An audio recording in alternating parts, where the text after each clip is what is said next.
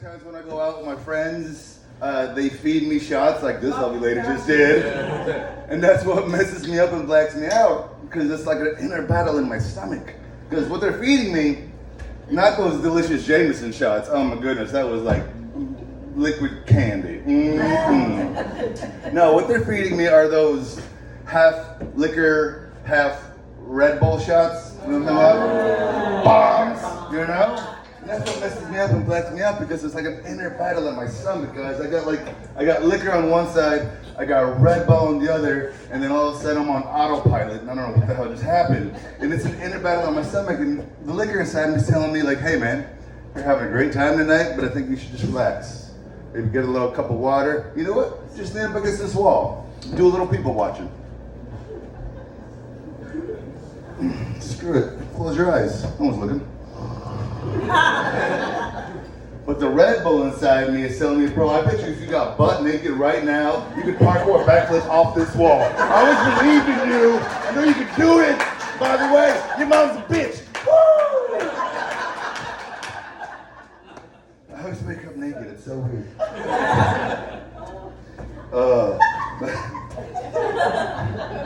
You're picturing me naked, aren't you?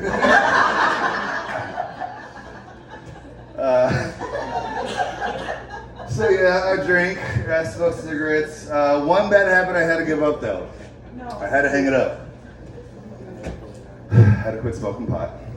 Couldn't do it anymore. Why, you were gonna smoke weed with me later? I had to quit smoking pot because I was just a paranoid pothead. You know, that wasn't very fun for me. Sitting on my couch looking like a meerkat for half an hour, like, what was that? Who's there? You hear that? What's that noise? Duck in my hole. I think you know you're a paranoid pothead when you're sitting at home, smoking a bowl, the doorbell rings and you pee a little bit. Yeah? Like, bing, boom. Oh shit. Dude, are you expecting company? Well, neither am I. Who is at the door, dude? Oh, I know. I know who it is, man. I know exactly who it is. It's the cops. It's gotta be the cops, man, because this is really good shit, and they can probably smell it from the station, man. And now I gotta open the door and talk to this couple. My eyes are all red and it's all foggy in here. Dude, at least hide the weed. Bro, hide the weed. Don't walk away from me. Hide the weed. And I'm always by myself. That's the messed up part. You know?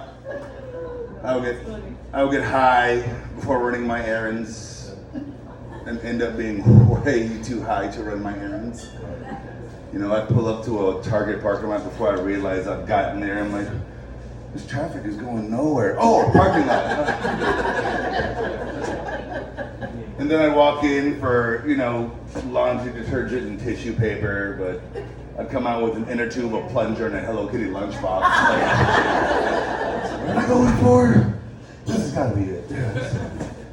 And this is, I just turned 40, guys, and why?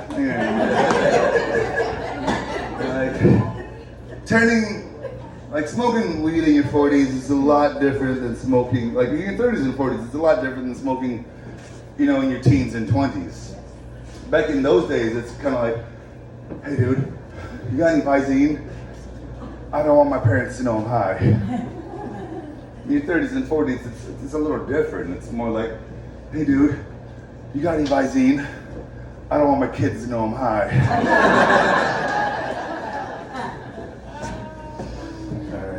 I'm gonna bring this up here because I'm so tired of bending down. I'm 40. I say this all to you to tell you this. All that is a bold-faced lie. I still smoke marijuana. I will see you after the show, man. Come on. Like, well, the guy with the Pink Floyd shirt doesn't smoke weed? Weird.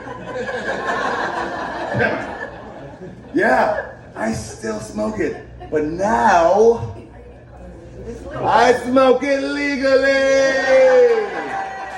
Oh my my goodness. It is a treat to behold. If y'all ain't got your cards, y'all missing out. I mean, now go to your gun range and shit, but like, come to me if you want to get high after missing your target or something.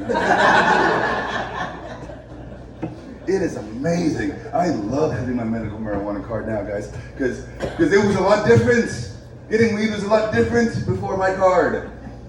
With my card, I walk into these stores, these dispensaries that are so clean, white, and pristine. They look like Apple centers. It's so freaking awesome. Like there's, weed geniuses just waiting to plug in your pipe. I don't know. And the people who work there, they're called bud tenders. Bud tenders! That's the most adorable name for an occupation I've ever fucking heard. Like, maybe minions or something, I don't know. But they're there to get you the right kind of high that you need. You just talk to them like a freaking therapist. They're like, oh, you can't sleep at night, here's a little indica, bam! Oh, you get a little anxious in the morning, here's a little sativa, bam! And it's great, it's amazing. Without my medical marijuana card, guys, I was getting my weed from some dude nicknamed Flex. Never knew his real name. And I always had to meet him on the corner if this was a bad idea, maybe I should have brought a gun. And if I didn't have the right password that day, I wasn't getting weed from Flex. So I'd walk up to him like, hi, Flex, right? Yeah, hi. I was looking for some chocolate-covered strawberries. The milk or the white chocolate, motherfucker? I'm like, I don't know. Please don't hurt me. I didn't get the full clue. With, going back to the medical marijuana card, guys, with my medical marijuana card, I am getting these joints, these perfectly rolled joints in these little tiny capsules, and it's so adorable. And they come in like different grams, like 1 gram, 2 gram, 3 gram, Snoop Dogg. And they're perfectly rolled. They don't canoe or they got filters on the end. Mwah. Chest kiss. Without my marijuana card, my joints were rolled by my best friend, who proclaimed that he could roll the best joints in town. He'd be like, bro, I'm gonna roll you a fat one right now. He'd grab my papers, he'd grab my weed, and just proceed to slobber all over it. This is gonna be a fat one, but you're gonna love this shit, but you're gonna be so hot. He throw it,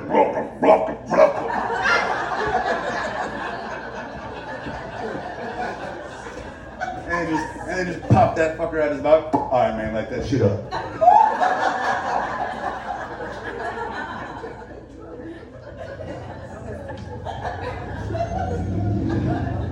And then you notice the bump on his lip. I'm good, bro. I'm just gonna roll my own joint, little smoke joints. Like, it'll be cool. We'll cheers them and stuff. I don't want herpes. I just don't want herpes.